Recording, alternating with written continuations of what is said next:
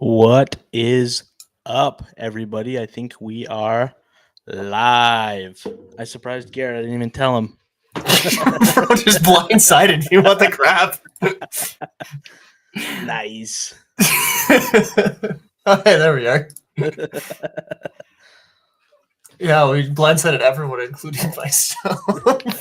It's like I should probably text Declan and tell him I'm on. Bro just goes live. Like, all right, okay. It's fine. Whatever. I was watching you. Just trying to get the stream up. Jeez, sue Goodness. What is up, everybody? How goes it, man? Good. How are you, man? Long time no talk. No kidding. We haven't talked since before the holidays, so that's kind of wild. Yeah, it's been a crazy holiday, man. How was yours? All good? Good. Yeah, I was a lot of driving. We drove, I think it was 18 hours to get to Utah for Christmas, and then we went and spent some time in a cabin, and I unplugged completely from technology for about a week, so it's pretty dope. It was nice. That's nice. Yeah, it was good to get a little break from the craziness that grind. is what we're currently going through. Yes, for sure. What about you? Oh, holidays were nice. It's a lot of good fun. I've got, 2 little kids, so it's pretty magical. Like, yeah, Christmas is a lot of fun when you've got like kids again. So yeah, that was a lot of good times. And then dude, I went to CES. That was fetching wild. So I got a lot to talk about there, but we'll get to that in a sec. And yeah, dude, it's just been a crazy couple of weeks with like the TikTok ban and stuff. It's been interesting. Yeah, I bet that's pretty nuts. I feel definitely lucky with that like TikTok is a significant platform for me for sure, Yeah. But like YouTube is definitely a bigger platform for me, and like I'm doing okay on Instagram as well. So that's good. It'll mostly affect like the way I do my content, not necessarily like exactly the stuff I'm doing. So that's good. But still frustrating, still just crazy sitting here like, man, is something gonna happen? Is something not gonna happen? We're just rolling with it. I was supposed to speak about augmented reality effects and gaming and stuff at a TikTok event on the 25th. So we'll see how that goes. See if that actually happens. I don't know, dude. Yeah. Mr. Beast just put out a post. He's like, bro, I got the money. I'm ready to go, TikTok. Like, let's buy this thing. Like, oh, no. Not all heroes wear capes. I don't know if I want Mr. Beast to own it, but whatever. I mean, the funny thing, have you heard about Red Note yet? So it's the #1 social media app right now on the Apple App Store. And it's like, it's straight up owned by the Communist Party. Like it's just straight up. Like there's no like, it's not hidden behind any walls or anything. It's just straight up. It's like, this is owned by China. And everyone's going to it from TikTok. Like everyone's just like, screw you, Zuckerberg. We will like, there's some of the funniest stuff going on because they're like, okay, if it's really a data thing, then ban this app too. Like, let's go. Come on, come at us. It's pretty funny, dude. Like I love Americans so much. We are such pains in the aim. That's funny. That's crazy. That's so funny. But yeah, we'll see what actually happens. I mean, it's just a crazy. That's a whole crazy thing. But yeah. And it's like, I mean, if we're doing our typical like wins and losses of gaming, like that's actually a pretty big loss for gaming if TikTok actually gets banned. Oh, for sure. Yeah, there's so much marketing. So much marketing. Like I don't think Helldivers would be nearly as big as it is without the help of TikTok. Like the whole Malevelon Creek like stuff, like that's what got me interested in Helldivers. Is I kept hearing about Malevelon Creek. Like, what is this Malevelon Creek? And I looked into it and I found out about this game, But like that got so many people rushing towards like Helldivers and like indie games, like my games. I mean, I have 100,000 followers on CellVR's TikTok account. Like I owe tons of the success of CellVR to that. Yeah, like it's just, man, it's a real loss if that actually goes away because it really was just the best platform for growth for indie people. Yeah, I think something will pop up and replace it. I mean, everybody said. I remember when TikTok was growing. So, how many years ago was it? Probably it was like 21, right? Like right as we were graduating. Oh, no. It was way before that I remember seeing TikTok. I remember Really? and telling people, "Hey, TikTok's gonna be big," 'cause a bunch of my family still loved Vine videos. Oh, I still love Vine videos. Like Yeah, I I I look saw up Vine TikTok. compilations all the time. Yeah. I saw TikTok and I was like, "This is gonna be the next Vine," and people were like, No way, that's crazy." And then I was like, "No, I promise, like, this is what a bunch of people are investing a ton of time and stuff into." And a lot of people I Yeah. talked to about it were like, "No, nothing will ever replace Vine. Vine, you can't get rid of that." And then TikTok well surpassed what Vine was, but I think if TikTok does go away, there will be something that will replace it. There's too much success with the live selling market that TikTok has created for, like, retailers and stuff too, that I don't think it would go away So forever. so I kind of have some interesting thoughts on that side of things if we want to talk about that. But like YouTube has a shop thing Yeah. implemented into it, Okay. but I didn't know that. it doesn't work. Like Yeah. again, I don't put too much time into it as like with the Garrett the Gamer stuff or like Sell VR for that reason. On Sell VR, I do sell some merch attached to like my Yeah. stuff, but like I literally haven't generated a single sale off of like that, you know? The YouTube, yeah. Like just the TikTok shop was so genius because not only did it handle all of the like buying and stuff, but it also handled a Yeah. lot of like the influencer relations. Oh, for Like sure. my wife, for example, she's been growing on TikTok a little bit, and she actually got sent some free samples, and they Oh, have cool. all of it just like it's all compartmentalized into the app. So like they send Yeah. you free samples, and it's literally like, hey, we'll charge your credit card in 14 days if you don't post a video about the free samples we sent you. And then That's like, crazy. Can you send them yes, back? no, I Or think do I they can do, get like, the agreement. relationship and stuff through there too? So Like, my they wife find had to you? request it. Yeah, so it's like all of that is Oh, managed okay. within the app. So like my wife requested it from like the company she was working with, and then they Yeah. sent them to him, and that's kind of like the agreement. It's like, hey, if you request and we agree, like you will post about this, and if you don't, we just charge you what we would have like That's for sending it. crazy. And it's super nice. And then like on top of that, like you post it, and there's an instant link where you get commission off of it as a creator. Like it was just Yeah. really well done from all aspects. Like they just kind of handled everything about like influencer relations. You didn't have to work about contracts because it was all just done through the app. You knew Yeah. exactly what you're going to get out of things.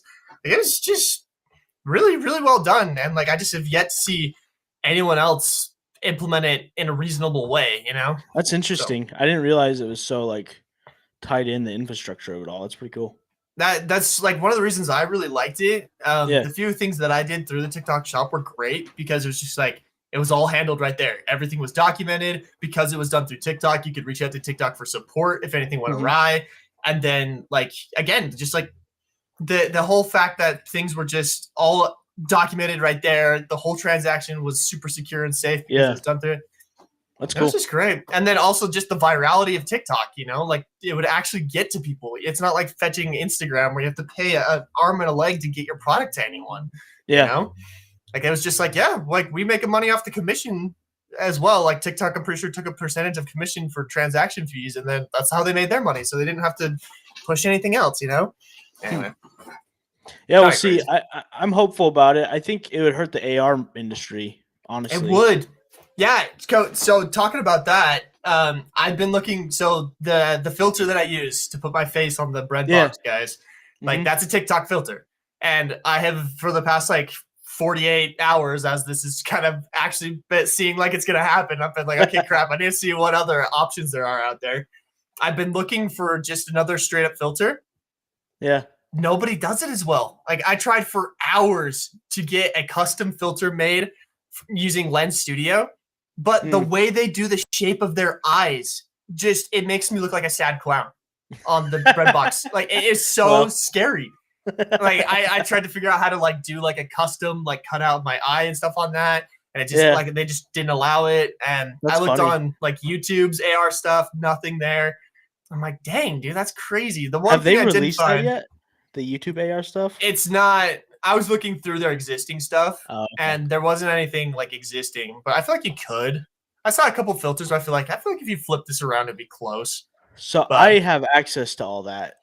I have, a TikTok or a YouTube effect creator account, and I don't remember seeing like a lot of that like face manipulation stuff. No, They they were don't have just a faking lot it. of it yet. I feel like the stuff that I did see of it was more like tracking. So like people were putting masks on and stuff like Yeah, that. yeah. Oh, I'm zoomed in.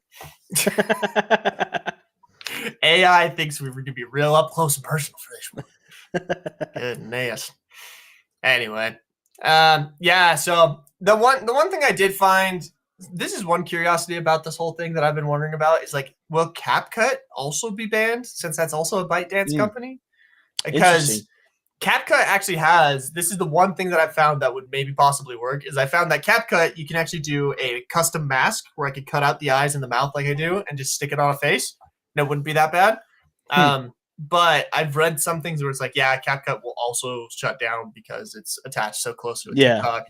That makes sense. So if that's the case, then I have to go use Adobe software to get the same effect. And I'm like, that's another company I just truly despise is Adobe. So I'll have to see if I can get something on Eighth Wall figured out for you.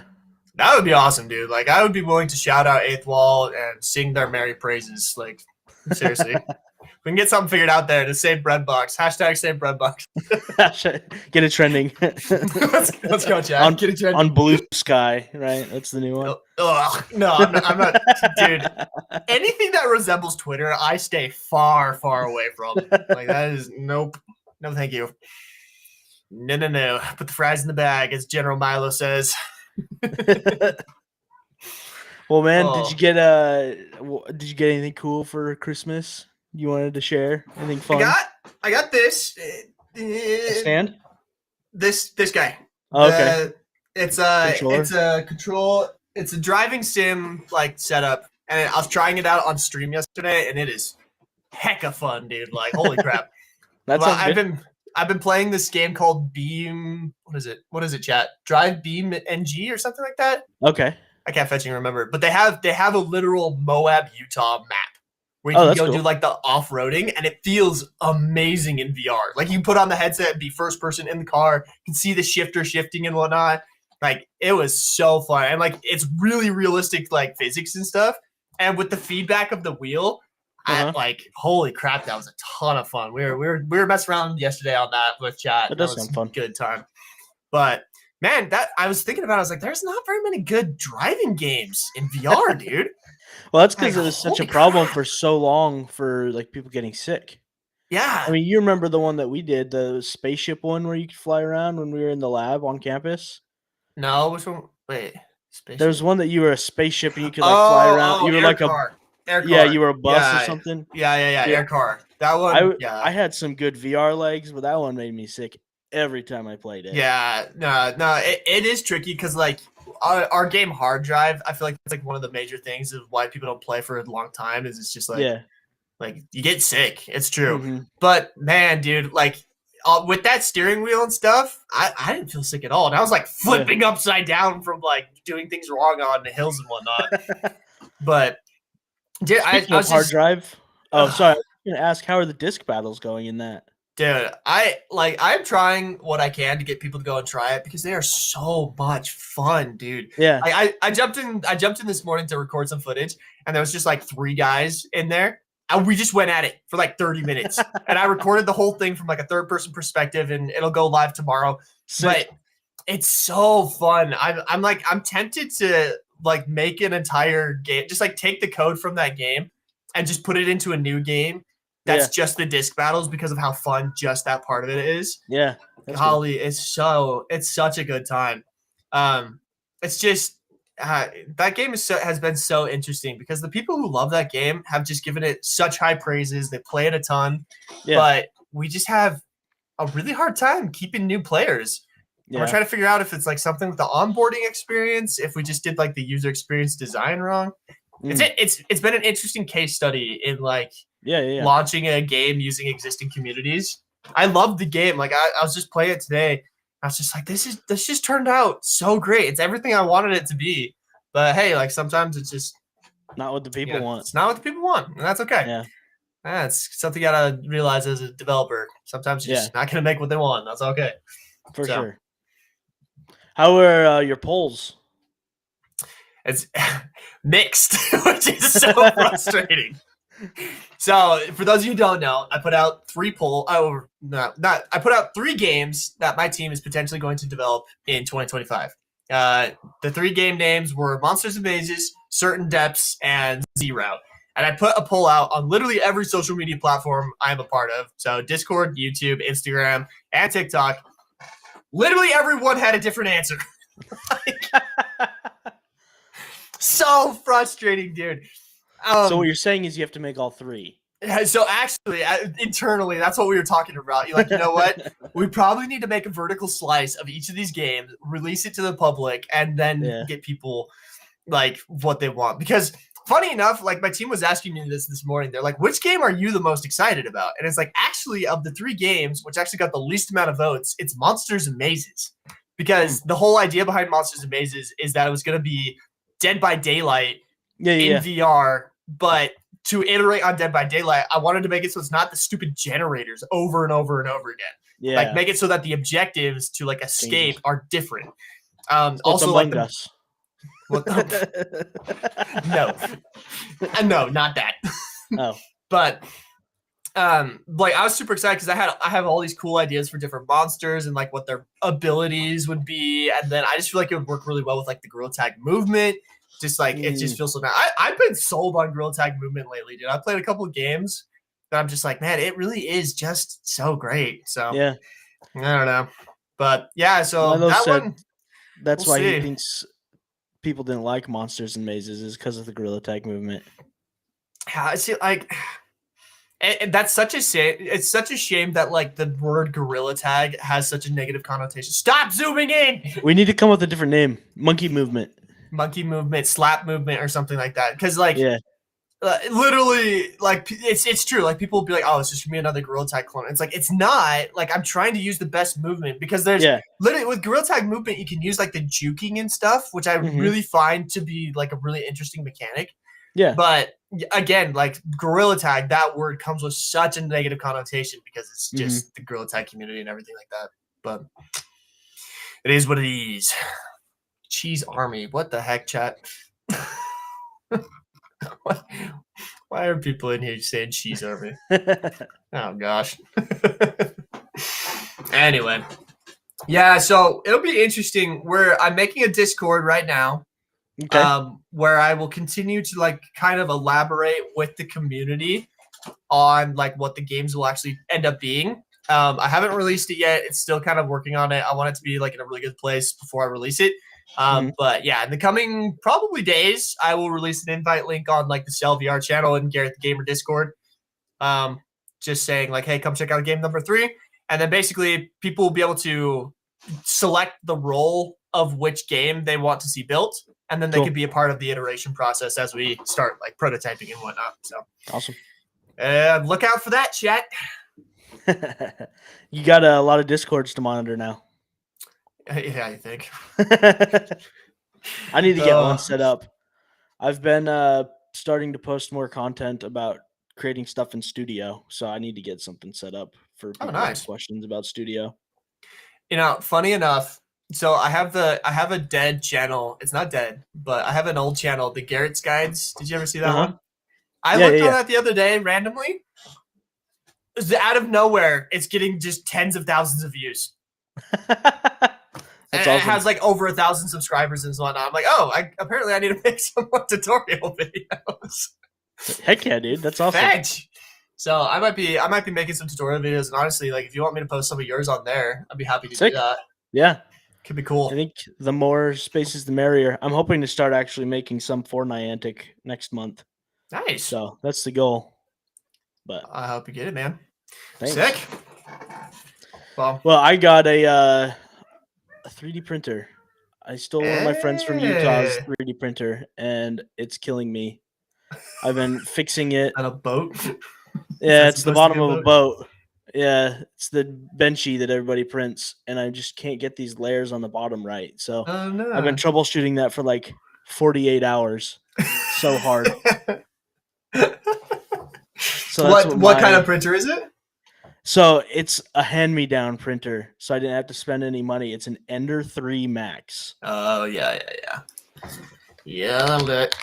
Do 3 bags. So I got some stuff to modify it. I'm gonna like take it apart and go through and deep clean everything and make sure everything's tightened and like do all the Recalibrate it. do everything, and then hopefully that'll get some of these problems done. But I mean, I got it to print, which was good, and I fixed a couple of like little things. It's just not printing the best on the bottom layers. If you can see here, they're all like bubbly. Yeah, I can down see here, that. and then up the sides, it's fine. So we're getting there. At some point, I know I'm gonna hyperfixate on 3D printing, but I am 3D printing is so cool. It is crazy, dude. Like, yeah, I'm a really big Star Wars nerd, right? Yeah. And I found this guy on TikTok, ironically, rip, but he's called Galactic Armory, and he makes just 3D files of all the clone helmets and gives these awesome tutorials on how to like paint them and whatnot. And I'm just like, oh, if I had a 3D printer where I could print out clone helmets, I'll be done. Like that'll be the last you see of me. So one of my good friends who gave me this printer, so he upgraded to a company called Bamboo, which if you're getting a 3D printer, Bamboo Labs. You just need a Bamboo Lab. Like you buy that and never have to worry about troubleshooting anything. It just works. They are great. Yeah, I've heard that from several people now. Yeah, so I have this old Ender and I'm trying to like troubleshoot it, and it's like fun for me to tinker with it. It's gonna teach me how to like take it apart and put it back together and like change out the motherboard. Is probably valuable for like getting familiar with what's coming. Right? Yeah, so it'll be fun, but he does high quality cosplay helmets. So he's done a bunch for Star Wars. I think he did one for Helldivers. I feel like most people in that space have done at least something Helldivers edition for the last little while. So the big thing that he's super excited about is Arcane.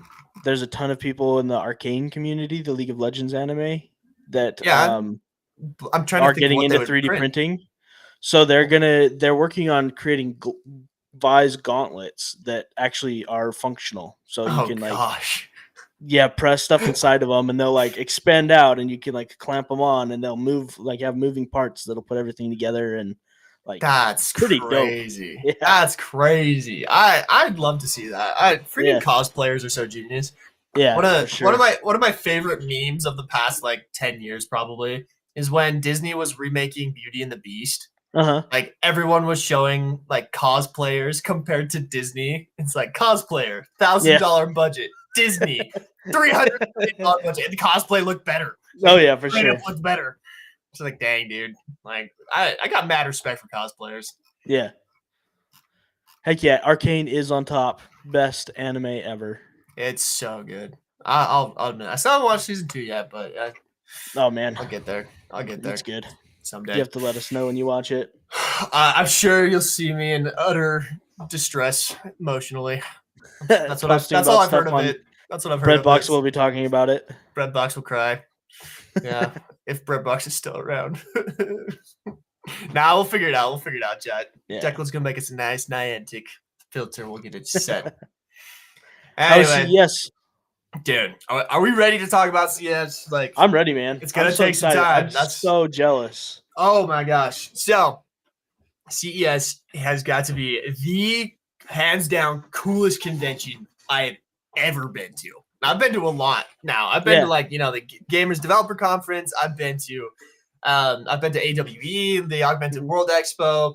Like, I've been to some pretty crazy conferences. This one, hands down, takes the cake. Like, it was just the most insane thing. I'm trying to figure out what's gonna be the best way to like share all the photos I took, because holy fetch, they were insane. Slideshow. How bad will it be if I just show it to the camera? Terrible. Yeah. So like flying car. There you go, Chad. Anyway, so I got invited. I was planning on going to CES anyway. But I had this company called Momotion that reached out to me and said, "Hey, we'll pay for your ticket if you come down and check out our product." Oh, amazing. So I got a free ticket from Momotion. Like, huge shout out to those guys. I'm super excited to make a post about them tomorrow. That's fun. They'll be showing up tomorrow. I'm planning on making a best of CES, like all the stuff that I saw. Oh, cool. Except fetching. Now I'm hearing Nintendo Switch 2 is supposed to be leaked tomorrow, and Halo just announced it's coming out on the Nintendo Switch 2 and also the PlayStation. So it's like, oh, there's so much news. Nuts. There's so much news to cover, dude. This is the problem. I try to post only 3 times a week, but there's sometimes where I'm like, man, I should probably post more because there's just news that I want to cover. But I'm swamped right now, chat. I'm swamped. There's too much to do. Anyway, so I got sent down there and I spent a lot of time with this company. They make robotic and self-driving like yard care stuff. Cool. That's crazy. They're sending me an autonomous lawnmower. And like when they first reached out to me about it, I was like, why would you guys reach out to me? And they're like, just listen, okay? Like you can play VR. How much time? That's literally what they said. Like, how much time do you lose mowing your lawn? I was like, I don't know, maybe like an hour or so a week. It's like, yeah, every summer on average, Americans lose like there's like some crazy number of like hundreds of hours of their summer because they have to mow their lawn. It's like that's crazy. This thing that's like if you're mowing your lawn, you're not gaming, dude. Like, come on. So I'm like, hey, I'm sold. Like, yeah, check it out. So I'll see if I can pull up a picture of that guy. Super sick. They had like a really awesome display there. They also just did. So this is what it looks like. Chat, if you can see that. Kinda, yeah. Gotta try to not glare it. It's super cool. I'm gonna do a more in-depth video. You'll see it show up in my video tomorrow. But yeah, it's just this self-driving thing. They showed it at the conference, just going around. It's amazing. It just goes around and mows the lawn, and when it's done or like runs out of charge, it just goes back to its charge station. So it's like your Roomba for your lawn. Yeah, like that's exactly it. But it's like it looked so cool. Like here's a picture. Here's like a little video of like charging. Like this just have this little charge station, just goes plugs itself in. Crazy, insane, dude. Absolutely insane. It's just like they're so cool. Like they're so cool looking. I'm so curious to see what my neighbors think when I have this thing on my lawn. How big's your lawn? That thing looks tiny, giant. like, yeah, exactly. Big. It'll go across one time and be done. Little tiny guy. Anyway, yeah, super cool company. Just stuff like this. Like this is a guy controlling a robot. It's probably super hard to see. He's wearing this exosuit, but he's controlling a robot using the exosuit. So they're saying like remote work for physical jobs, where it's like you control it with a VR controller.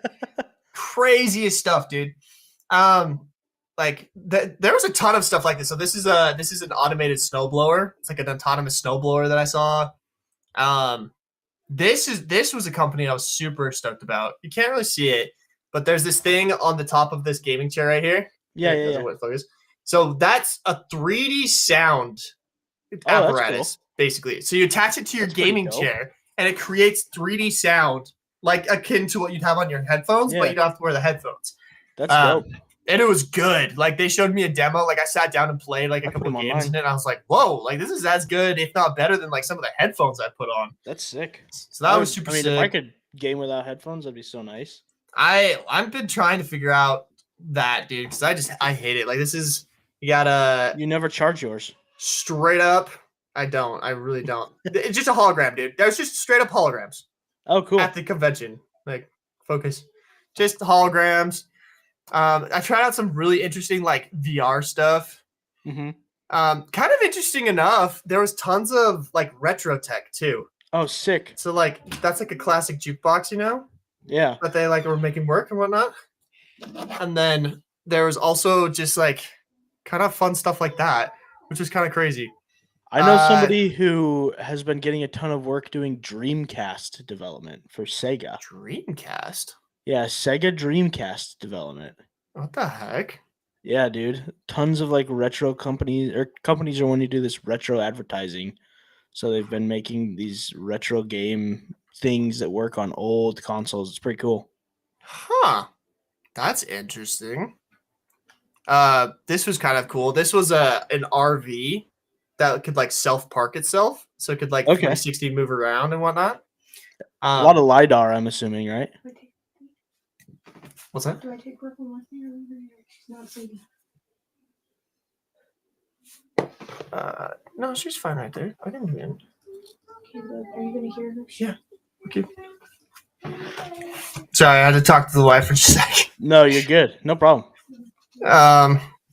I have no idea how they do this, dude. Like they showed like a couple of like you can remote control it, and it kind of seemed limited because it was like it has like that one wheel in the front, Yeah. So I don't know how well it actually works, and it was actually pretty small. Like this was kind of the funny thing is like there was tons of like Asian companies, and I'm 6'2".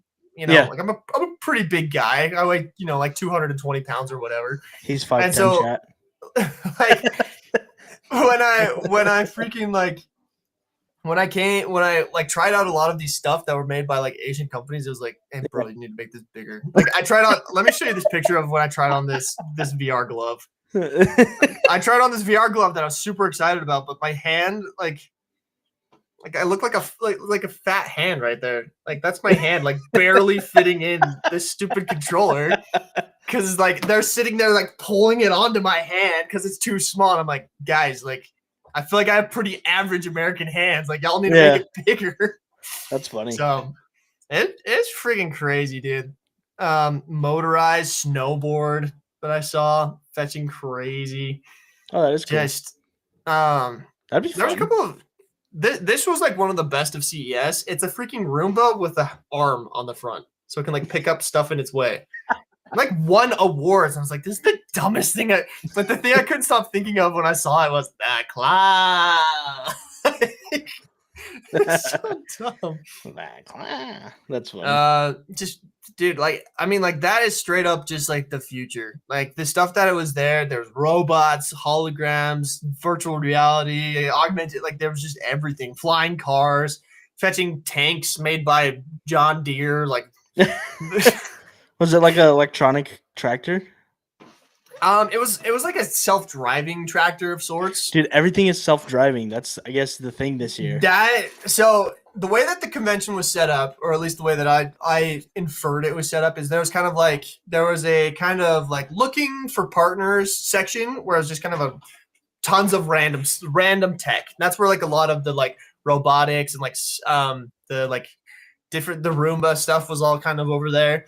And then there was a whole, they called it micro mobility is what they had the name for it. So it was like electric bikes, electric scooters, electric surfboards, like it was just all these like mini moving machines basically. But then they had a whole automotive section, right? And everything in the automotive section was either about electric or self-driving. Like I gotta find this one picture. There's I Am Robot, super dude. Interesting, dude. It's all becoming real. Straight up. Which like is interesting. Or iRobot. Where is that stupid picture? Okay, so this picture right here, this is like half a car. Like, so that bottom thing is a car, and basically what this company's idea is like, hey, this is a self-driving moving vehicle. Basically, you put whatever you want on top of it, and it'll take it there. So I don't know. Interesting to see like the different ways people are expecting to use that. Tons of just like micro mobility machines, tons of self-drive. There's tons of like self-driving taxi companies that were there, and they were actually there was one company that like literally they like launched their product in Las Vegas. They were like, okay, it's now driving. You could book a taxi that was self-driving in Las Vegas, which is kind of terrifying. Yeah. I don't trust the self-driving cars yet.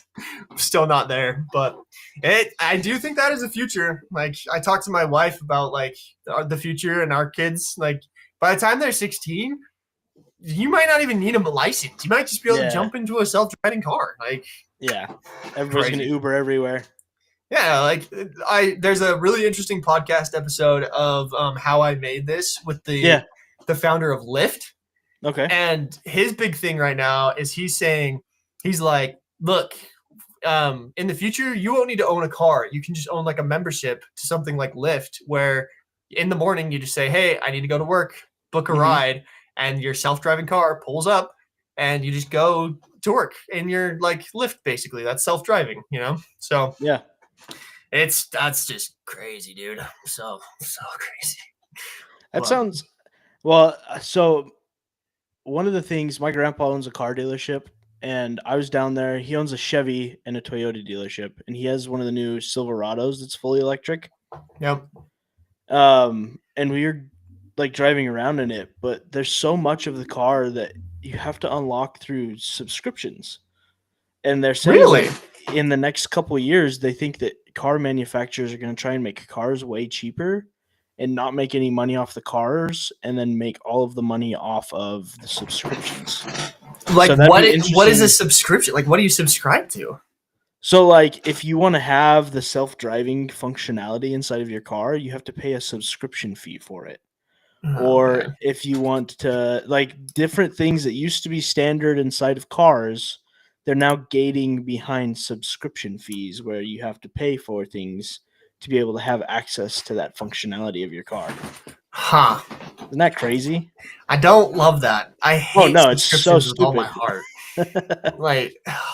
like I've had people ask me like, "Hey, are you gonna put a subscription in VR?" And I'm like, I don't want to. I don't love that. Yeah. I understand like from a business perspective why people like do it because people buy it, forget about it, and you just keep making recurring revenue. Yeah. But golly, Christmas is it like in cars? I feel like that's eventually that's gonna be like grounds for a lawsuit, right? Where it's like, oh, you have to pay a subscription to make sure you get your airbags deployed in time or something. Yeah. So there was OnStar has functionality where it can see if you get in a wreck. Yeah, I've seen that. But you have to pay for that subscription service. So it's like Cyberpunk 2077. I don't know if you've seen Edge Runners, but in Edge Runners, only the people that are rich get access to the ambulances because they have the subscription service for the ambulance to come and pick them up. And there's like, so that's kind of like what it's going to be like. Isn't that like it's at the very beginning? Missions? Yeah. No, in Edge Runners, that's an anime. No, yeah, I've seen the anime too, but isn't in 77? Isn't that like one of the first missions you go on? Probably. You go and, like grab a girl, and it's funny because they're like, are you a premium subscriber? Yeah. And like, it's like, nope. And they literally leave like dead bodies because they're like, nah, they weren't a subscriber. Peace. Yeah. Oh man. To the ambulance. I feel like that's how it's gonna be. I hope not, dude. Like, let's just not just that. Yeah. That's a scary thought. Yeah. Interesting. I mean, I'm all for cheaper cars. I've always been baffled by how much cars cost because, like, come on, like the automotive industry is over 100 years old. You would think they would have figured how to make things the right price, right? Like, I don't know. It's just crazy to me. Yeah, I don't know. I hope it doesn't go that way, but it'd be interesting, like, if they have all these self-driving cars and you're not owning a car yourself, but you're paying for a service, like that kind of defeats that whole strategy that my grandpa was telling me about. So it'd be interesting to see like the battle between the car manufacturer and the car renters and like the driving services. And it'll be an interesting battle to see over the next couple of years. It will be interesting. I'm kind of curious. Like, unfortunately, I feel like it's going to come down to a battle of lobbying the government to ban one or the other. Yeah. Because like Mr. Musk on there, so car ownership is still. Yeah, I mean, like not to like put on my tinfoil hat a little bit, but like every time a Tesla crashes in the United States due to some self-driving thing, it is just plastered all over the news. Oh yeah, they're like self-driving car is destroyed by semi-truck, and it's like that happens once, like every month or so or two. Like it's still it's still a problem. Like it needs to be addressed. But it's like people are dying every day on the road from human error. And we don't see that. It's just kind of selective media, right? Showing you like, oh, be scared. And it's just kind of like, okay, who would be pushing the narrative that the new self-driving cars that are very affordable, like, yeah, there's my tinfoil hat for the podcast of the day. Good, we got that tinfoil hat. Get that out of the way. But yeah, I don't know, dude. I am curious to see because, like, I mean, the automotive industry, like, as evidenced by like CES, is a huge power. Like, for sure. Like the amount of money that some of those companies were putting into their booths and stuff was insane. Like, there's a straight up company that had an entire yacht in the booth, like. And like John Deere literally had these ginormous self-driving tractors that took up a giant portion. Like the amount of money that is in the automotive industry is unreal. And so the amount of they're money not going to give up. Like conventions. I mean, I've grown up going to conventions, and it always blows my mind how much money people spend on their booths. Oh, I mean, like I've been to quite a few conventions now, and it really does make you stand out, like this company that I went to, like you saw, they had their little lawnmowers going across like the thing, like it really made them eye popping. I'm really excited to like kind of work with them to help market their products. I really do think it's cool. Cool.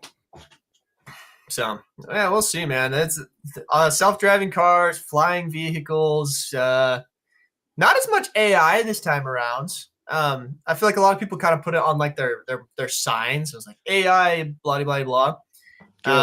But it wasn't too bad. Crap. None of the AI wearable devices that don't do anything.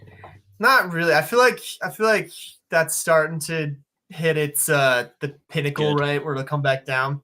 I mean, I told you about that study, right? That said that if something has AI in the title, it's actually less likely to sell to like average customers.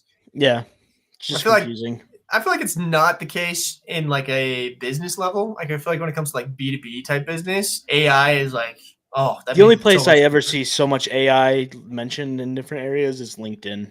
Like I get linked on, and it's everywhere, and everybody's so optimistic about it. But like in the real world, everyone's kind of like, cares. Yeah, everyone's just look at this awesome picture I made with AI. That's it. Well, it's like scary too. Like, so the California fires that are going on, right? Yeah. I've been kind of following it because I have some family down in South Cal, and I've also I have a weird fascination with like firefighting. Like I've always like if I wasn't like a tech guy, I think I would have gone into firefighting maybe. How many calendars do you have? I got no calendars. No calendars. No firefighter calendars. No firefighter calendars. But like I've been watching the fires and whatnot, but one of the things that was scary is like my wife was showing me a post on Facebook, and it was like this very realistic picture of like these bears they looked like they had been burned, right? And it looked really real. And the only reason I could tell that it was AI is literally in the corner said generated by AI. Yeah. I'm like, bro, like that's getting pretty crazy. It's getting nuts, and like I mean, like this AI influencers, man. Oh, that is like such a problem. Kind of annoying, but at the same time, I don't know. That's just the world we're living in now. Just get your AI stuff. Callum really wants to know, how many consoles have I played on? How many consoles have you played on, Declan? I feel like you've played on more consoles than I have. Oh man, let's see. I played NES, SNES, Atari, Sega Genesis, Nintendo 64, GameCube, PlayStation 2, 3, 4, 5, Xbox 360, Xbox One, Xbox S, Nintendo Game Boy, DS, DS Lite, 3DS, Switch, Wii U. Really, like, I don't know. That's a lot. What is that, 23? Yeah, something like that. Holy crap. Oh, gosh. I know I've played some other, like, more retro ones. Oh, and I have, look at this guy. I put this on my desk. My Playdate. Yo! He's so cool. I love that. Isn't that a cool little console? He's so cool looking. Just a little, it doesn't even have a backlight. Oh, that's awesome. Oh, the good old days. And you got your little crank. I love the crank functionality, dude. Yeah, it's fun. It's one of the reasons I want Nintendo to get into VR is because I feel like they would bring in just the most innovative controls and like games that require said controls. Yeah. But we'll see what the Nintendo Switch comes out with. So they're supposed to reveal it tomorrow, I guess. Well, this was fun because it has this crank, and people like build games based off of the crank. Like you would never play a game like anything that's ever been made for this when it uses a crank because nothing else has it. You can't replicate that. Yeah, you can't replicate that control. So like, there's fishing games on here, and sitting there like reeling in a fish, and like it's fun and probably like feels good. Yeah. That's crazy, dude. Yes, General Milo. Nintendo did sell a cardboard VR for like $50, and it was interesting. It was pretty innovative. I'll give them that. But yeah, it was not exactly what we were looking for. Here's your this guy, phone VR for $100. Zapplebacks. Yeah. Let's see. The consoles that I played on. The first thing I ever tried was a Game Boy Advanced and a Game Boy Color. I tried both of those. I forgot about the Game Boy Color. And the Game Boy Advanced and Game Boy Advanced SP. There's 3 more. There's 2 more. let's see. And then I went, let's see, like thinking back through childhood right now. And then there was a GameCube and the original Xbox. I did try out a PlayStation at some point, the original PlayStation, I feel like. And I played a ton on the PlayStation 3 and the Xbox 360, and then Xbox One, Xbox X, Xbox S, PlayStation. Yeah, PlayStation 3 I already said. PlayStation 4, I tried out a little bit. PlayStation 5, I have. Do we count VR headsets as consoles? Because I played too many of those. Yeah. Do they count as a console? I played a few of those. I don't know. But you're probably close to your close to 20, maybe. Probably Nintendo. I have the Nintendo Switch. Like, if you count all the VR headsets that I've tried so many headsets that like those are all technically a different console if you think about it. And then like I've tried, like I guess when you say played, like that's kind of a loaded question because like I've tried tons of headsets and tons of like I've tried arcade machines, I've tried the Atari, the original Atari, I've tried the NES, I've tried everything. So those were all consoles that I've owned. Yeah, so like I haven't like the honest and truly the first console that I ever owned was I owned the Game Boy and I owned a Wii. And now I own a PlayStation 5, an Xbox X, a whole lot of VR headsets, Nintendo Switch, and I do own a Wii. I have a Wii back there. Can't see it right now, but I do have a Wii. I'm gonna play it on stream sometime. I'm gonna crank out the old Wii Sports. Awesome. Heck it's so fun. I'm so excited. Logan Latham has a great question. Favorite movie adaptation for a game, and what are some that you feel should get a movie adaptation? Helldivers for sure. Did you see? They're making one. Oh, really? I didn't see that. They announced it at CES. Awesome. Yeah, they're making a Helldivers movie. Okay. It's gonna be. I'm here nor there on it. So far, they haven't announced. So okay. The cast. They haven't announced the cast. They haven't really announced like who's handling it because like Sony has basically made two adaptations. They've made The Last of Us and they've made the Uncharted. Uncharted was fine, and The Last of Us was amazing. Right. So I'm kind of curious because lately the other stuff that Sony has been making, like freaking Kraven the Hunter, Madam Web, those have been awful. So, yeah, that's different though. That's a different group. It's true. It's a different arm, but I do worry now that they're like doing more like live action video adaptations because they're also doing like a God of War series and they're also doing like a Horizon World, or not Horizon World, screw that up. Horizon Zero Dawn show. Like they're doing a lot more, and I'm just kind of worried they're just going to reuse talent, but that talent sucks. And then they cancel stuff like the freaking Spider-Man Across the Spider-Verse sequel. And I'm like, what? Do you Wait, not they like canceled money? that? Apparently, I could be spouting that out. Did you double check me on that? Like that is one of my favorite movies made in the past like 10 years. Is this Spider-Man with Miles Morales? The animation, everything is just it's incredible. But no, they just showed a new trailer for it. Nah. Or no. Okay. But yeah, like as far as games that need an adaptation, here's my how to save Disney. You ready for this? If Disney wants to save Star Wars and make a good movie again, they should make a movie adaptation of The Force Unleashed. Just imagine fetching Starkiller coming at it and the big screen. You could cast literally the same voice actor. He's an amazing actor. I feel like he would do amazing on live stream. And you know what they need to do is just make a rated R Star Wars movie and give everybody all the gore and violence that they want from Star Wars. Everyone wants to see those Twi'lek movies. No, not what I was talking about. But I thought that was for sure what you're going for. I want somebody to get cut in half and just like all of their organs fall out of their body. Nah, you can't. Lightsabers don't kill anyone anymore. Now, have you seen the newest stuff? Like you can get stabbed and you're fine, bro. You just walk away, and no one dies anymore in the movies. Freaking Disney, man. Turn down the heat of the lightsabers or something. Ooh, another good question. Oh, what was the real fast before we look at Jenny's question? What was the best movie adaptation that you've seen so far? What did you like?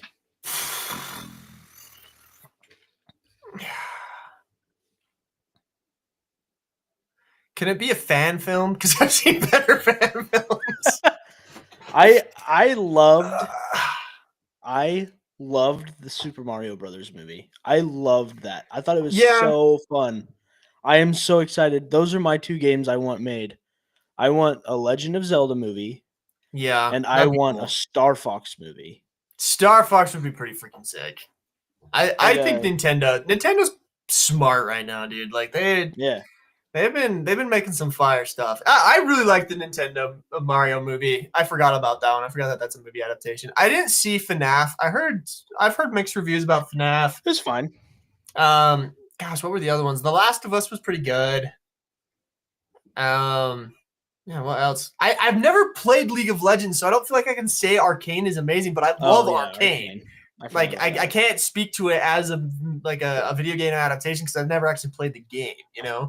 So it's actually impacting the world of League a lot because they are now making League has never had a progressive story until now. Right. And now they're adapting the game about what is happening in the world based off of Arcane. So the whole section right now is at the end of Arcane, they begin traveling to another region in League of Legends world.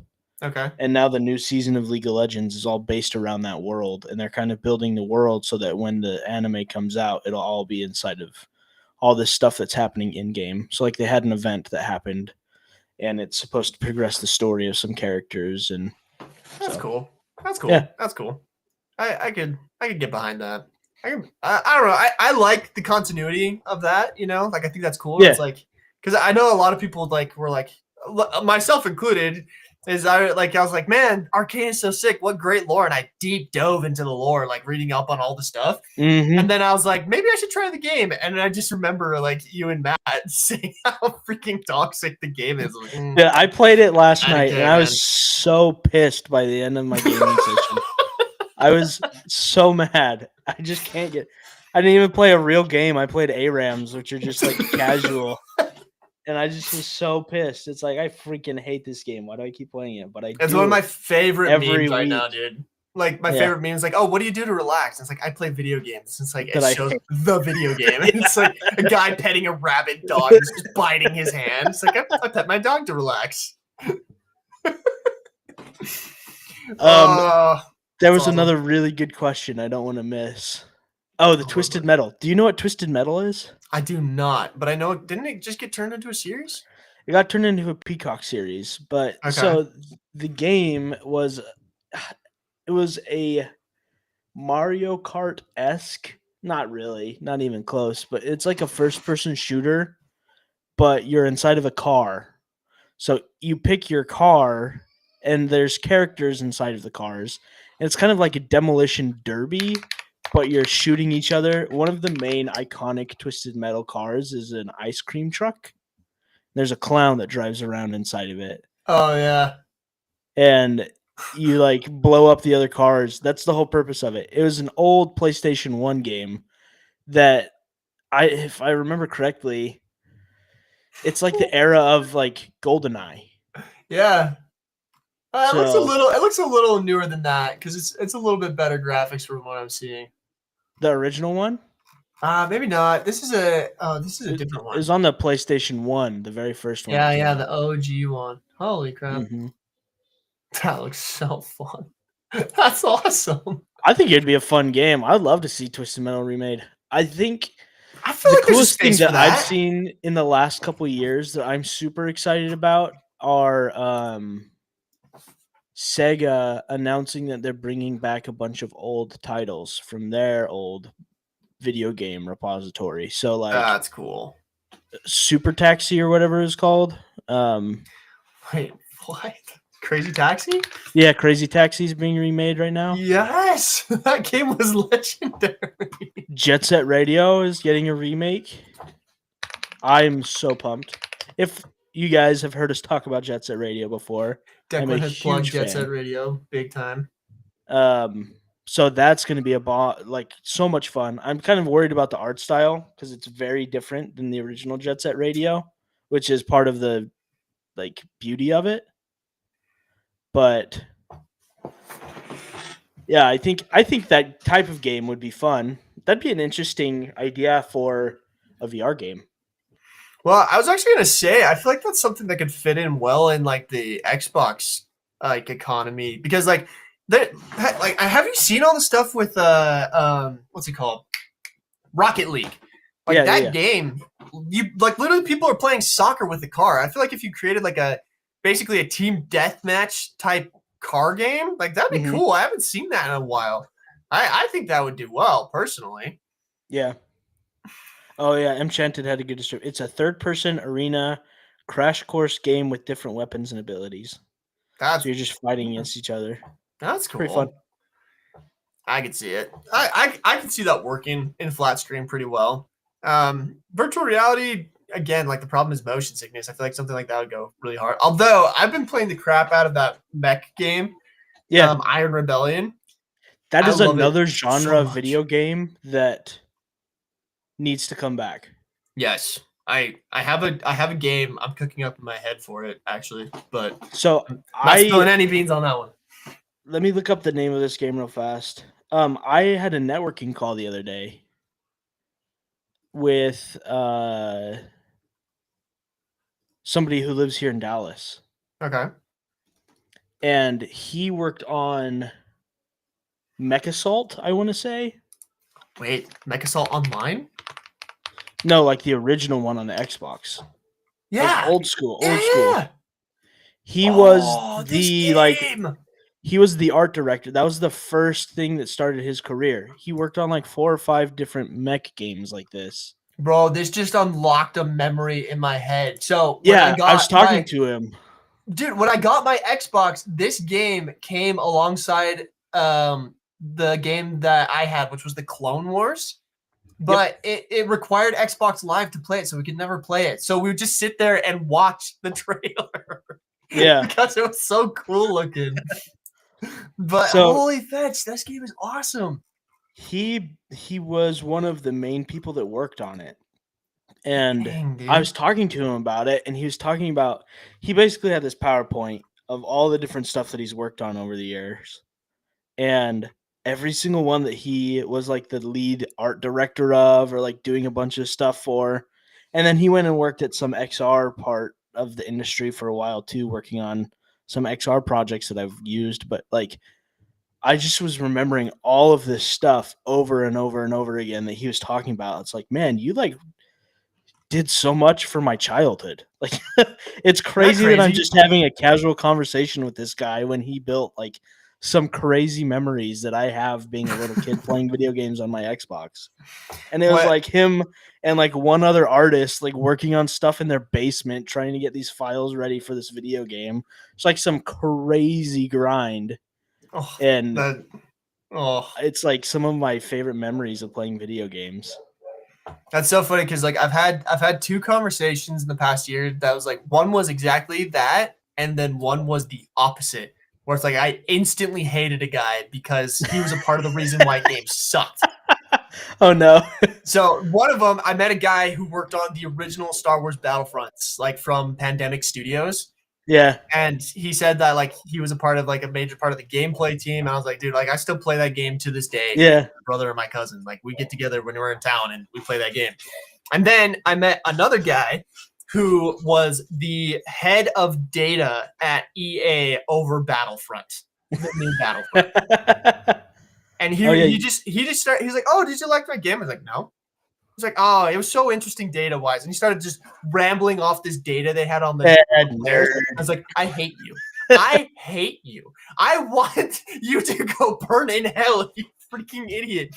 It was so frustrating to listen to, like.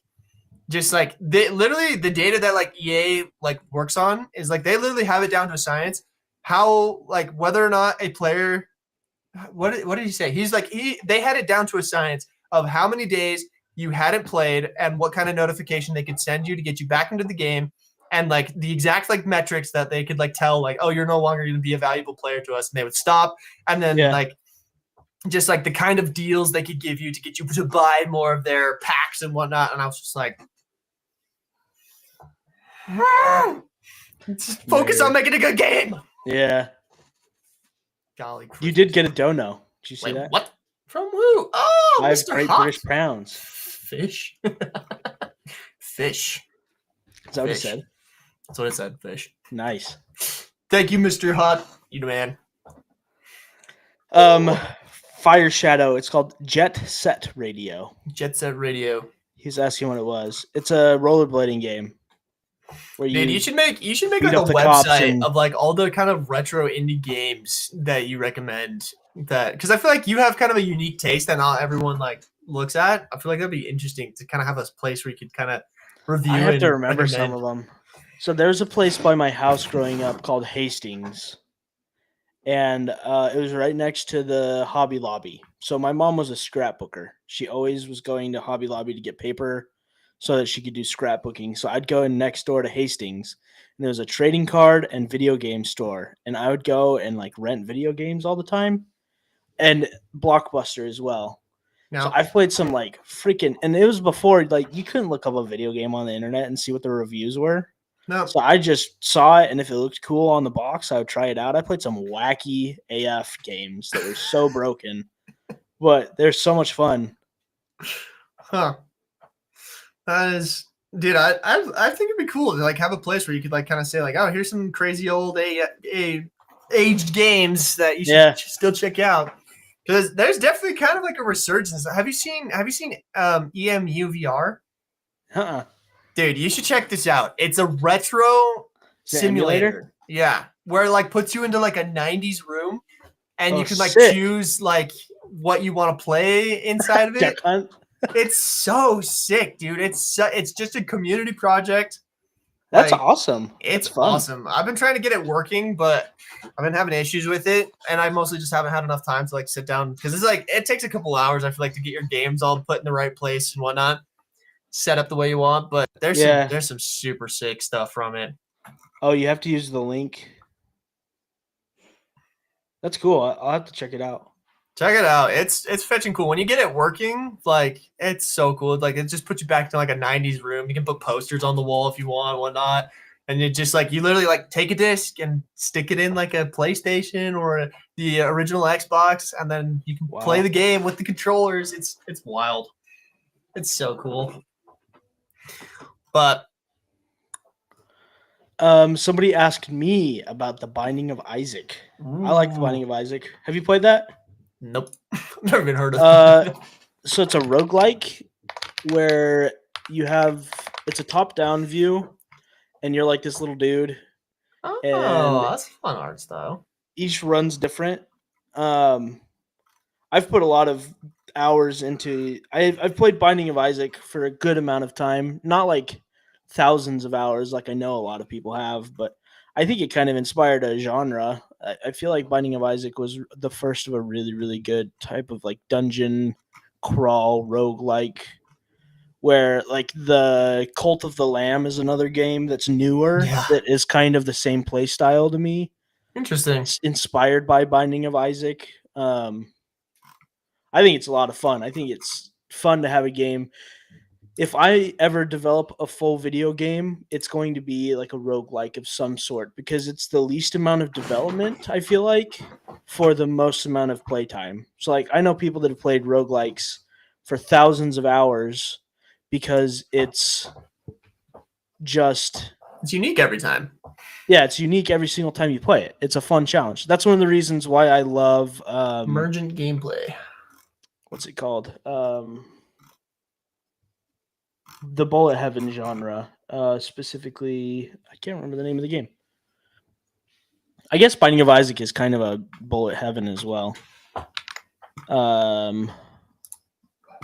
have it on my phone. Just a sec. Vampire Survivors.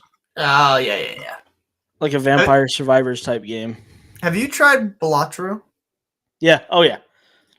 I was playing Balatro. I think I saw it on a stream once from somebody who like got a key for it a long time ago. I started playing it before I moved to Texas.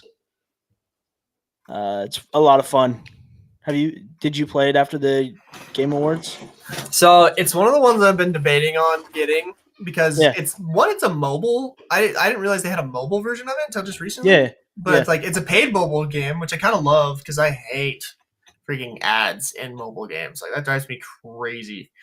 But yeah, so I've been debating on getting it, but what's it called? Freaking Markiplier on his podcast was talking about it and how addicted he is to it, and I'm like, yeah, maybe I don't want to get into it. I think it's fun. I'm not like super addicted to it. It's fun to do runs. It's a roguelike poker game, Right. which is so interesting because So it actually unique. has inspired another genre. There are poker roguelikes now. There's a roulette one that's pretty fun called Bingle Bangle or Bingle Bingle, I think is what it's called. Okay. Where you can upgrade the ball that you're using. You can take out different parts of the roulette board so that there's more of the same number, or you can get rid of all of the red so it's only black. Like yeah, it's a fun Bingle Bingle. Bingle. Funny name, but That is a crazy name. There's been an inspiration for a bunch of poker-based games that are roguelikes now, which is funny to me that that's a genre. But like deck builder roguelikes are so popular that it's kind of expanding into a lot of other things. I mean, that's kind of cool because, like, if you honestly look at it, like, all video games are inspired by something else, right? Yeah. It's just you just gotta go and like, I don't know, like that's one of the reasons why I'm so scared about like that Pokemon ruling in Japan, where they're like, yeah, basically the Pokeball, you cannot use that anyone else, you know, because that would destroy a lot of what the creativity of like video games is. It's like you just mash up games that you played before. Or like I went on a deep dive a little while ago of all the games that were created as mods of Half-Life Alyx. Oh yeah, that's insane.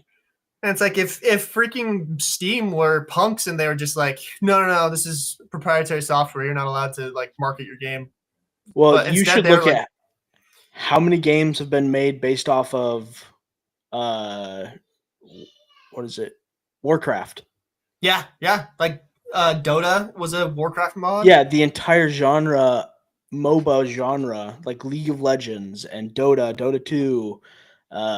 There's so many games that are based off of a mod from Warcraft. Like, that's crazy. I think tower defense games are started as a mod from Warcraft as well. Like, wouldn't surprise me. There's a mod right now for a it's for a game. Have you ever heard of the game called Squad? Yeah. Yeah. So it's like big Battlefield type game, but somebody modded it to look like Star Wars, where you're the clones and the droids, and you go to like all the planets. Look up the mod. It's called Galactic Contention. It is the best Star Wars game that's been made ever, in my opinion. It's like it's the Battlefront 3 that we will never get, and it's like, oh, I'm just like, please, somebody come along and give those developers some actual money and the rights to make it. And a branding deal, yeah. It would be one of the most amazing games ever made. That's awesome. Anyway, mods are crazy. I need to do a post at some point talking about all the mods, all the games that started as mods. Yeah. Oh yeah, cool you can do that easy. I would just pick like one game, like all the mods from Doom. Just talk about those. Half-Life. I feel like Half-Life Alyx, Doom, and World of Warcraft are the three where like tons of stuff is stemmed from. Yeah. So it's pretty cool, man. Yo, you made a video on that. I did make a video on that, Enchanted. You were right. Galactic Contention. I need to stream that sometime. That's so sick.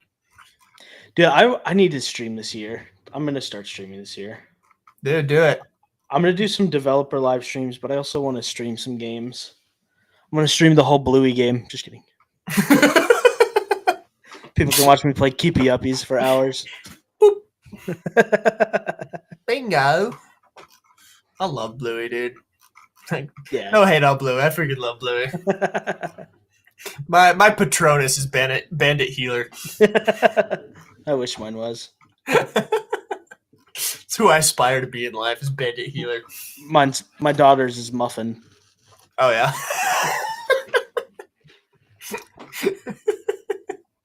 I feel you there. Everyone's like, "Oh, you're raising a blue." No. Oh, none of these little kids in our chat are gonna get it. It's fine. When you guys grow up, you'll understand. Wow. Anything else we want to talk about today? Any like crazy? I don't know, man. I'm just excited to be back. We have some fun stuff planned, guys. We do.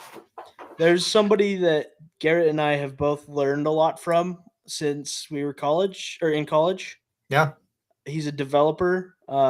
He makes educational content on YouTube for VR developers.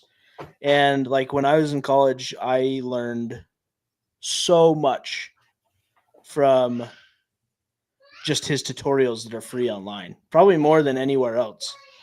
He just accepted a job at Meta helping developers, but I reached out to him and we're hoping on the 29th to have him on as a guest to talk about kind of where he started in the dev world and how he got into VR development, and like a good place for you guys to start in game development if you want to make video games like Garrett and I.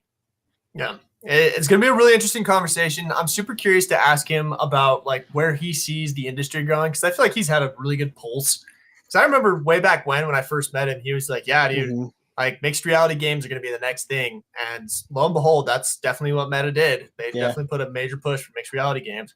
So I'm kind of curious to get his thoughts on like where VR is at, what he'd like to see added in, what he's excited about, what he's disappointed in.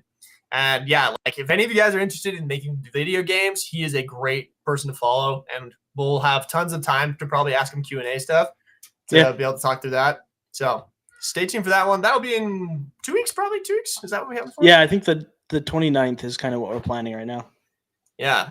And then we're going to try to get into more like guest type people, guys. We have a lot of cool friends in the community that we're going to try to get on, talk about stuff. Still want to get Jordan, is that his name? Well, yeah, we're trying to get Jordan on here. He had a crazy end of year, as do all VR and game developers. Christmas is the biggest time of the year for any of us. So, yep, he just kind of got swamped with that. But I think with the new year, he's in a good spot. I should probably reach out and see how he's doing, because his biggest presence is on TikTok. If that's about to get banned.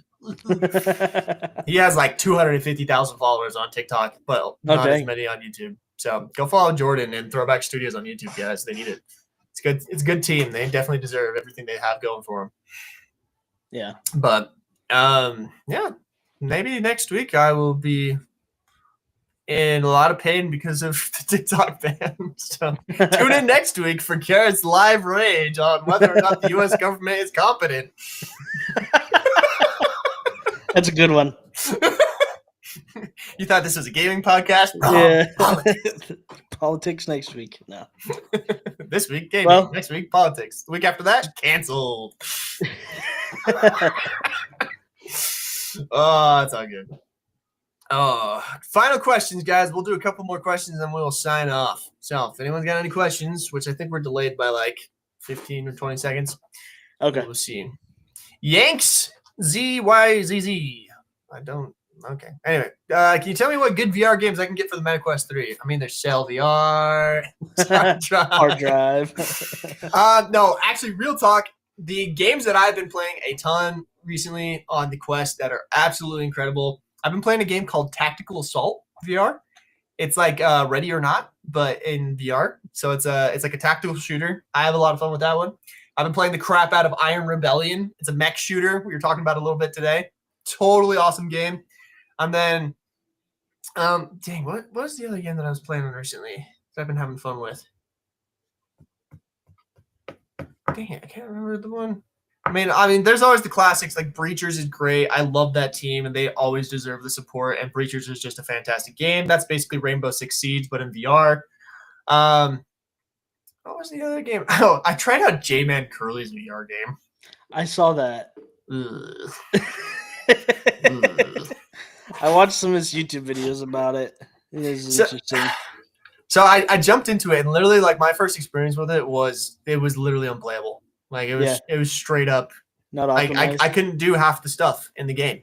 I don't know why. It was some initialization errors or whatever. But I quit out of the game and jumped back in. It was a lot better.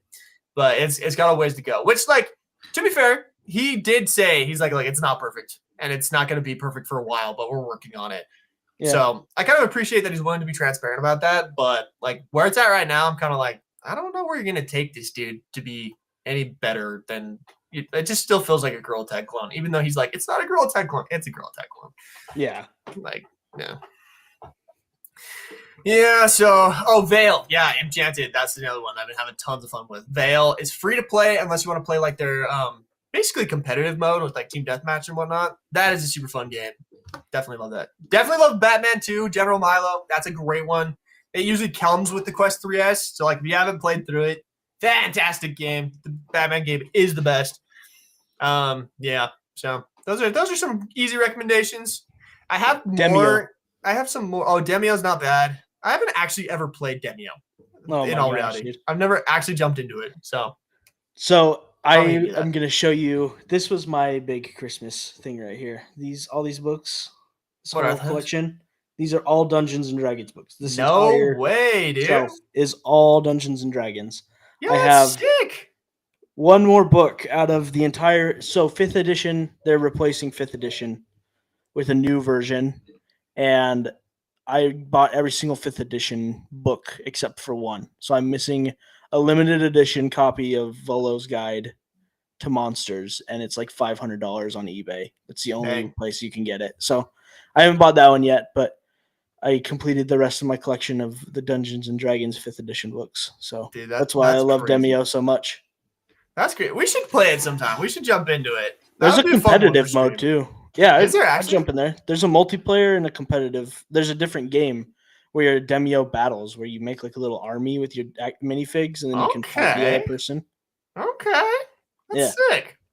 That's way cool. I need to jump into it. That's one of the ones where I feel like everyone's like, it's like one of the classics of VR, and I've just never ever played it. I have it, I own it, I bought it, I just never jumped into it. I'm just too much of a first person guy. Yeah. It's more. I would say it's a little bit more of a chill experience. So you can play it in mixed reality too. I saw that. It does a good job. Yeah, that feels like it would work in Demio. Yeah. Yeah, I was just playing it on my desk the other day. Just sits on my little desk here, and I'm moving around little like chess pieces. I do love the idea of that. I've just never really figured out what would work game wise. But I talked to some developers who were saying that like they've made both mixed reality and virtual reality games. And they're saying like the retention on mixed reality games is so much higher because it's just so much easier on the brain to like stay in that for longer. So as soon as somebody works out a deal with Mattel to port over a bunch of their board games into VR, like that's going to be such a huge like thing in VR and mixed reality gaming. You can have the Mattel gaming suite where you can just either play in VR or in mixed reality on your table and just play with a ton of friends from all over the place. Just have some sort of avatars, like, or even play against like NPCs when you don't have a buddy to like play a game against. Sure. Like I would love to play like an elongated game of Risk that I can keep coming back to against an AI. Imagine like little animated wars too. Yeah, like have you seen? There's a game, Plastic Battlegrounds. This is another game I've been enjoying in VR recently. Is they took the little green soldiers you used to play with as a kid? Gosh dang it, quit zooming in. The army men? Yeah, the little army men. There's green and tan ones. Yeah. This guy literally made like a Battlefield VR game where you can like place the army men as like a big person, or you can jump into first person and like actually fight the battles. And it's like, that's fun. It's so sick. It's a really good one. Oh, did Astrobot deserve Game of the Year? Yes. Loaded question. I disagree. I disagree. More so than like Black Myth Wukong, dude. I don't know. Black Myth Wukong is a pretty game. The thing is, like, I think neither one of them were. I haven't played Black Myth Wukong, but it reminds me a lot of just like every open world game. I know Astrobot is just like every other platformer. Every game is just something else.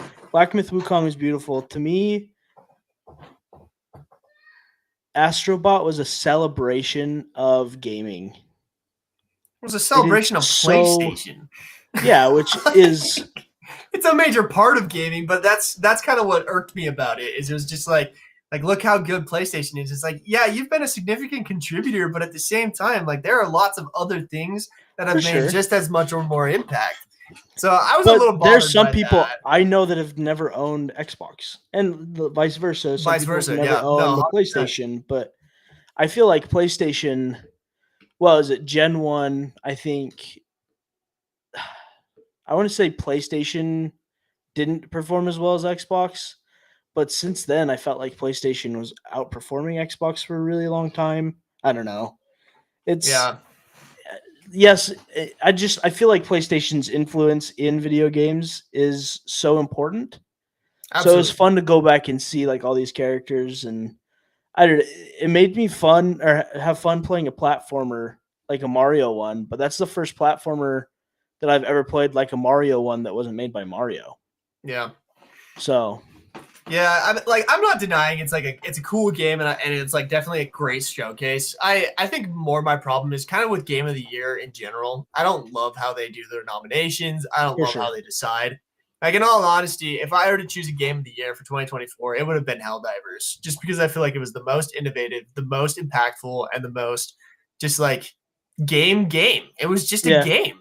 They did have cool mechanics, like a live action or a live service game where you have one person DMing essentially the entire. Yeah, that's like, cool. That's innovative, and like the community impact again. Like, you know, like gaming. It's been a while since a game has so like fundamentally impacted me. Like, I get straight up, if I get a social media post where it's like, we're needed here, I feel like a need to jump in because I know I can help. Like, I just unlocked Super Helldive like 2 nights ago, and it's like, you're still playing it? I didn't know. Oh yeah, dude. I'm still cranking. It's so fun. They just added a bunch of new like stratagems that are super fun. They have like a warthog basically in the game that is so fun to just like on a chill level. We should play. It's fun. It's a good time. I've been addicted to Marvel Rivals, so. How you liking the first season, the new season? Dude, freaking, I am a Susan Storm main. Really? Oh, dude, she's so good. I hear people like half and half with her. I know there's a lot of gooners that love her, and there's I may or may not own the Malignant skin. Do you know the lore behind that skin, though? I do not. I'm not as familiar with Marvel lore as I am with DC. Okay, so Susan Storm and Mr. Fantastic had a miscarriage, and she goes into grief, and this like other side of her personality comes out, and she becomes Malignance. So it's all based off of the grief that she was feeling from her miscarriage. And the only way that he can get her out of it is by basically like yelling at her and treating her like, you know, an old guy treated his wife in the 50s. Yeah. Like being super degrading and stuff to her because she's such a like a women's rights type character, very like pro women, you know. Yeah. So as soon as he starts doing that, it brings back her regular personality, and she snaps out of her Malignance personality. But yeah, it's like an interesting arc for her. It's pretty. That is interesting. Cool. That is cool. Yeah. That is cool. Is Helldivers 2 worth the money? X Life Shorts, yes. Trust me, your Doofenshmirtz 5 will definitely love you for playing Helldivers. It's 100% worth it. That's the first game. Did I tell you I did my first microtransaction ever, and it was in Helldivers? You've never done a microtransaction? I've never done a microtransaction. I've done DLCs. So, like, to clarify, I've done DLCs before. I bought all the DLCs for Black Ops 2 back in the day. But I have never bought, like, a battle pass or in-game currency or anything. And Helldivers is the first game that I've ever done that for. Which is so interesting to me. Because, like, I know, like, I am the people that game developers hate. Like, I am the people who play free games to play the game, and I will not give you a dime. See, I started playing League of Legends in 2012, and they a couple years ago came out with something that you could see how much money you've actually spent on League. Oh, jeez. Dare you reveal on stream how much money I think you it was spent like on League? At least $1,500. Bro, you could have bought a house for that back in 2012. What were you doing? I was a college student living off of Mountain Dew and League of Legends. Didn't eat food because I put all my money into skins. There's like 300 characters. Weren't you a collegiate athlete too? Where did you find time? The second semester, man, after soccer was over, just grind. Became a well. I never told you I stood up for 72 hours straight. You told me. Yeah, you told me about it. Yeah, playing League of Legends. So that's not good for your brain, dude. no, Were you freaking repercussions seeing of that. unicorns and smelling sound by the end of that, dude? Like now, if I stay up to like 2 a.m. and wake up at like 8 the next day, my whole brain's just like, oh. Dude, like my kid woke me up at like 6 a.m. this morning, and I'm like lagging this whole day. It's like I can't do it. I did play Call of Duty over the break. Me and my high school buddies, we played till 4 a.m. Trying to grind a couple of camos. Yeah. And I was just a mess the next day. It was bad. It was so funny. Did I get a Steam Deck or not? Do you have a Steam Deck, Declan? I don't have a Steam Deck, and I was actually debating on getting one. I don't have a Steam Deck. I think that they're cool. I have a lot of games that I would like to play. Okay, you can't play all games from Steam on a Steam Deck. Right. It's like kind of a pick and choose. Yeah, I think they're cool. Honestly, one of the things that I really want a Steam Deck for, though, is to mod it so that I can get pretty much every emulator for every console back past, like, I think the Xbox One. I think you can get every single console that's ever come out emulated on a Steam Deck. They have stuff for it. It's pretty crazy. I know I could like deep dive into the modding side of like the Steam Deck, but I don't know. I don't have enough Steam games that I play consistently or that I could play on the Steam Deck that I feel like it would be worthwhile for me. Like I just bought the PlayStation Portal and I'll have that next week. And I'm kind of excited about it because I'm excited about the possibility of like playing PlayStation games like in bed before like I go to sleep instead of like having to like be in my room. So that's such a weird product to me. I'm very curious about it. Like I saw a couple of reviews that really convinced me on it, and the way that I have my setup in particular, I feel like it's going to work really well. But I'll let you guys know. I'll have it next week, and I'm sure I'll have played it either a lot or have returned it. So I'll have a more in-depth review for you guys next week. So Switch 2 is incoming, right? I don't know. I've seen mixed things about it. Is the actual legitimate leaks, or are they actually going to reveal it? I don't know, Captain Pixis. I don't know. Emulated Super Mario 64 on it and did a 16-star run to beat it in an hour. That's crazy. It's Luigi. Have you seen how people speedrun Super Mario 64? It's pretty crazy. I have. It's crazy. Yeah. Like speedrunning is a whole thing. I feel like we could spend a whole episode talking about speedrunning in the different like communities. You should. I want to see somebody make a VR speedrunning game, like something that's built from the ground up for speedrunning. That would be interesting. So there's only one that I can think of, and it's actually a ton of fun. Did you ever play Stride? Yeah.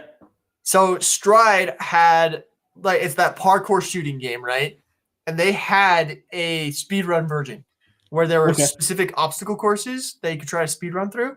I actually got in the top 100 at one point on a couple of the courses because I loved that game. Have you played to the top?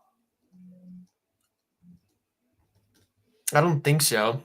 You should look that one up. It's another parkour one. That's pretty fun. To the top. Oh, yeah. I've seen it. I haven't played that one. I should try that one out, though. Need some more parkour games. That's actually one of the things I've been loving about Gorilla Tag Movement lately. Is it just like some of the like the parkour elements are actually super fun. There's a fun game if anybody's interested in just parkour video games in general. There's one that's I don't know if it's on consoles. I would imagine, but it's definitely a PC game called Neon White. It's a parkour game, but you collect cards as you're playing it, and the cards give you weapons as a primary ability, but then as a secondary ability, you can discard the card and use it for some type of movement. So you have to kill every enemy in the area. So you have to use your guns like correctly, but then you have to discard things in the correct areas as well to be able to make jumps. So like it's a strategy of use your cards and save them for killing things versus maybe being able to speed run corners at a different way because you can discard a card there and get like a bonus. It's a ton of fun. I played that whole game. That's one of the probably only games that I actually played through 100% of the way through last year was Neon White because I just got into it and I would just sit and play for hours. It was so addicting. It was tons of fun to just sit down and have a good Like play I'm just looking at gameplay and it's pretty sick. Yeah. But I don't know if my brain can think that fast. You'd be surprised. You're like, all right, I know there's a red card here, and the red card does a sword attack, but as well it can like dash a certain distance, so I can pick it up, kill this one enemy, and then dash across, and then hit somebody else with like my default weapon. Like you get into it and you start thinking about some of the stuff. It's pretty fun. Yeah, see, like people say that, but then I know myself. Like I play Call of Duty where my friends are like, "He's on your left," and I'm like, No, Garrett's brain while gaming is camping corner. Look through sight. Okay, he's coming. Dude, I am not a camper. I will come straight at you. He's coming. Bang. Oh, shoot, I missed. All right, let's wait another 5 minutes for somebody else. Dude, I am not a camper. You check my movement. I'm a movement guy. I move, and I'm not good, but I move. I don't sit in corners. I'm a camper. It's okay. I was first campers. It's actually a huge controversy right now is the movement in Call of Duty because it's just so much. Yeah. It's like forcing people who don't want to be movement people. You just have to camp. And so they're like the movement people are mad at the campers are mad at the movement people. And it's like, let's just make campers versus movers the game. Let's make one video game where all you do is camp and nobody moves around and you just sit in a game for an hour and nothing happens. Whoever kills someone in that game first gets like some crazy monetary reward. It's like, this is the game where it's impossible to kill people. If you kill someone, it's like some super rare, unique chance of you being able to kill someone. It's like, I'll give you $1,000 or something. I don't know. It'd be hilarious. There's a streamer. I think he's called Camp Dad. Is he the one that prestige without actually killing a guy? Ever killing anybody? Oh, Bush Camp Dad. Bush Camp Dad. Where he live streams and doesn't kill anybody in Fortnite. He just hides in bushes the whole time trying to win. Oh wait, I want to do a stream like that. Like you should watch him. Oh wait, that'd be so funny. Wait, Bush Camp Dad. Bush Camp Dad. Yeah. Yo, he's got a website with goated merch. This dude's a legend. It's pretty funny. Yo, that's so awesome. Yeah, he almost got 1 million followers on that's so funny, dude. He's almost got 1 million followers on Twitch. That's crazy. His merch is so funny too. I love that. Water camp, storm camp, car camp, tree camp, bush camp. Bush Camp Dad's a secret channel. My secret channel. I should make a secret channel and see if someone can find me. That'd be fun. It'd be an interesting experiment. The secret channel. A secret channel. Secret channel. Definitely not Garrett.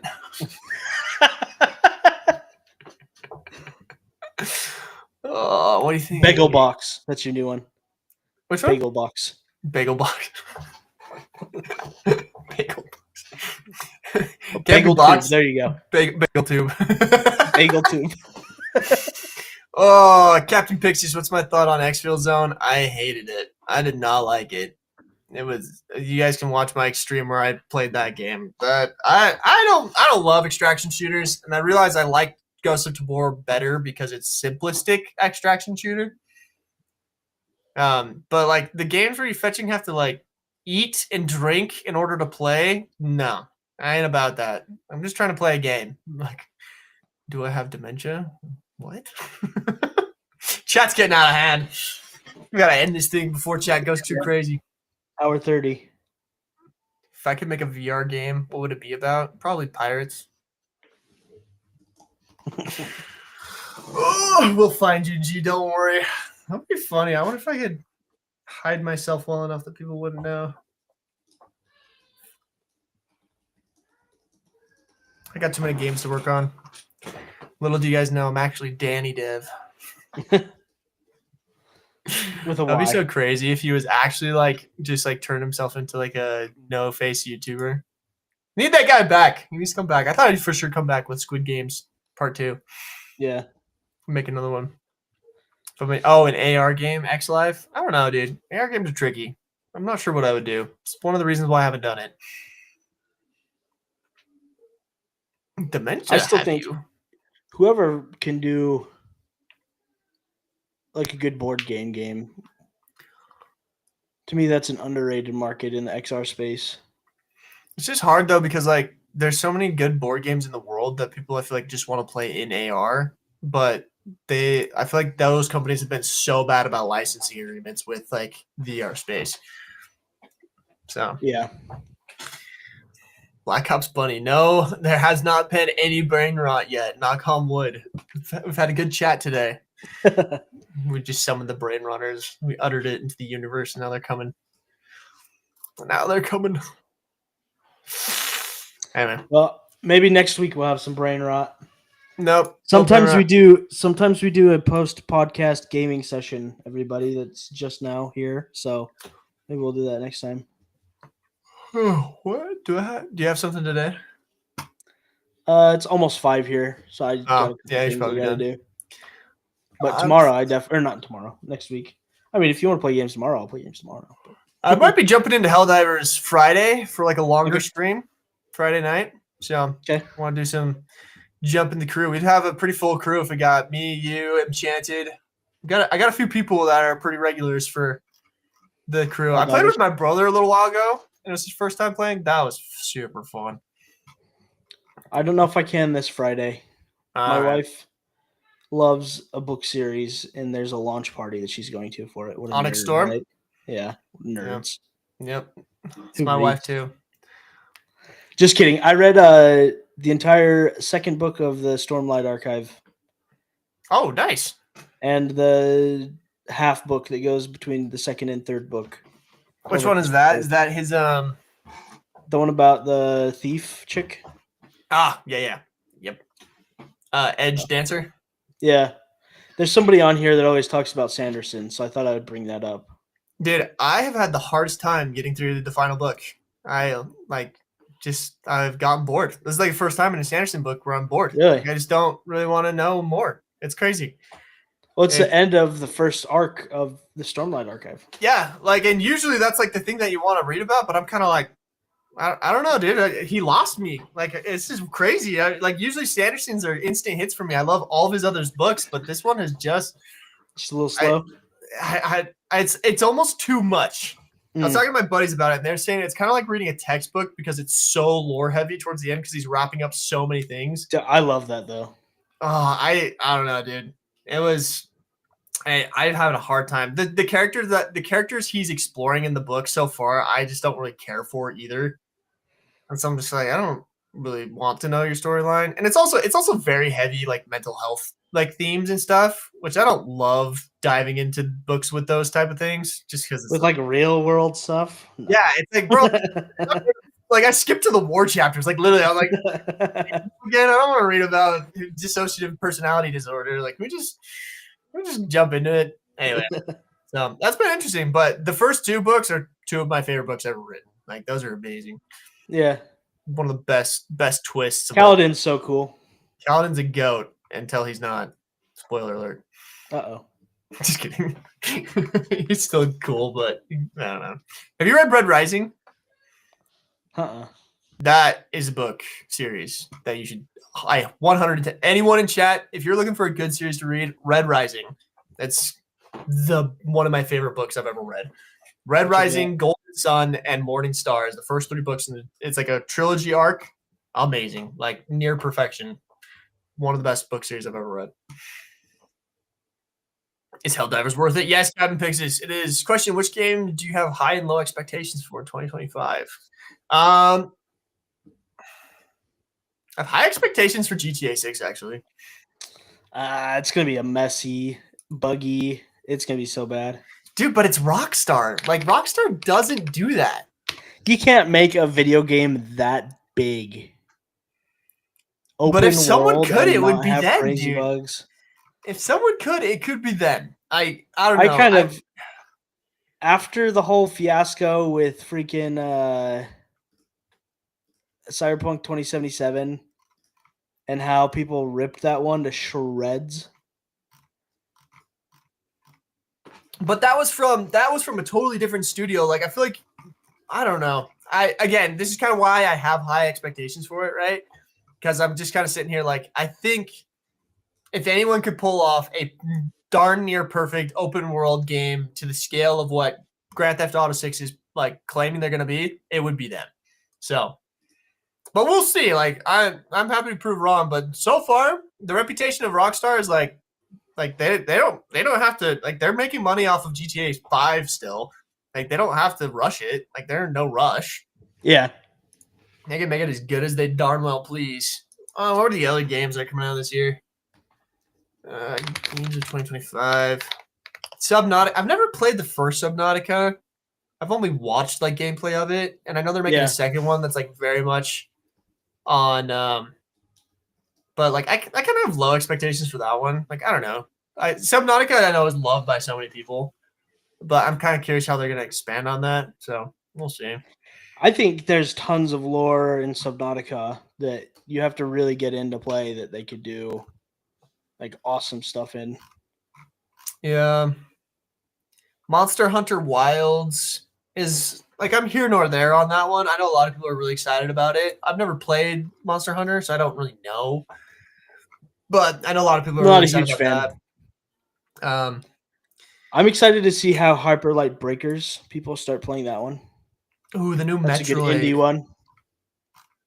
The new Metroid game. Metroid, what is it? Fetch. I don't know. I feel like I have higher expectations for Metroid just because it's Nintendo. Elden Ring game, I feel like I have low expectations for because it's just gonna be another Elden Ring game. I don't know. Marvel 1943 Rise of Hydra. I've got no expectations for that. I have very low expectations for Assassin's Creed Shadows. I'll be honest. Like I don't know. I'm kind of out. I used to love Assassin's Creed. Like it was a super cool franchise. It had super cool lore going. But like I feel like Black Flag was the last time it was really fun. Yeah. Like since then it's just been There's a new Donkey Kong game coming out this month, isn't there? Oh yeah, Donkey Kong Country Returns. That one looks fun. Excited for that.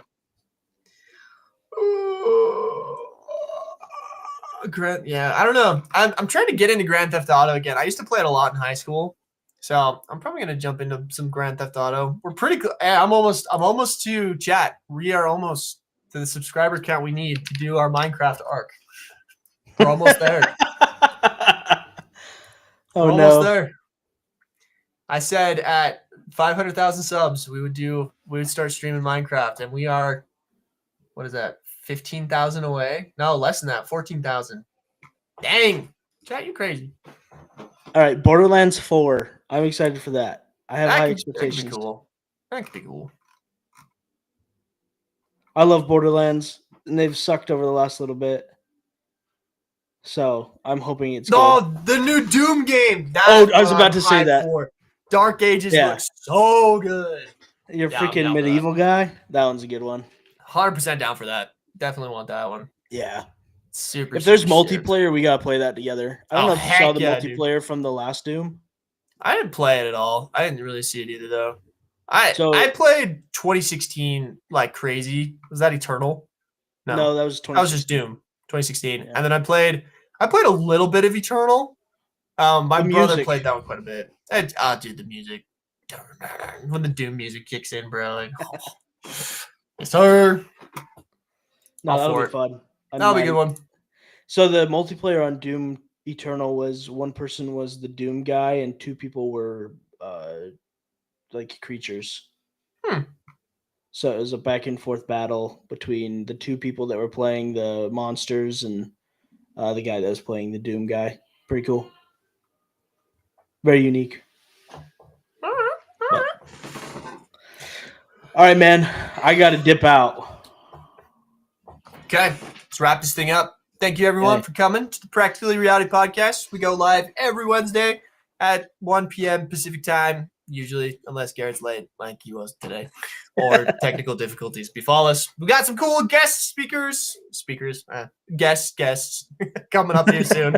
So stay tuned for that. Next week, we will probably talk a little bit about the PlayStation Portal, seeing as I'm getting mine tomorrow. So if you guys are interested in hearing my thoughts on that. And also, we will see what happens with the TikTok ban by that point next week. So yeah.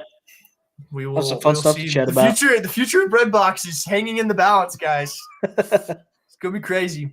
But future of Garrett's channel. Thank you guys all for coming, and we will see you